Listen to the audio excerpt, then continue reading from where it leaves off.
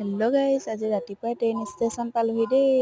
আমাৰ ঘৰত এজন বিশেষ আলহী আছিলে। ট্ৰেইনত উঠাই থওঁগৈ। এয়া দেখিছে অপেক্ষা মূৰত ট্ৰেইন আহি পালেহি। আৰু মই আকৌ ট্ৰেইনত গৈ বহুত ভাল পাওঁ। আপোনালোকে জনাবচোন ট্ৰেইনত গৈ কোনে কোনে ভাল পায়। আৰু আজি পিছে মই নাযাওঁ, আমাৰ আলহীজনে যাব।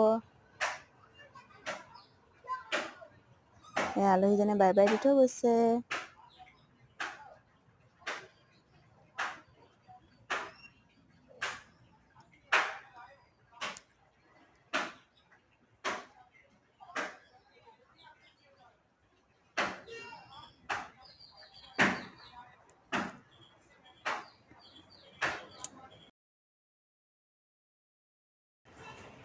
মই এতিয়া ঘৰলৈ যাবলৈ ওলাইছোঁ।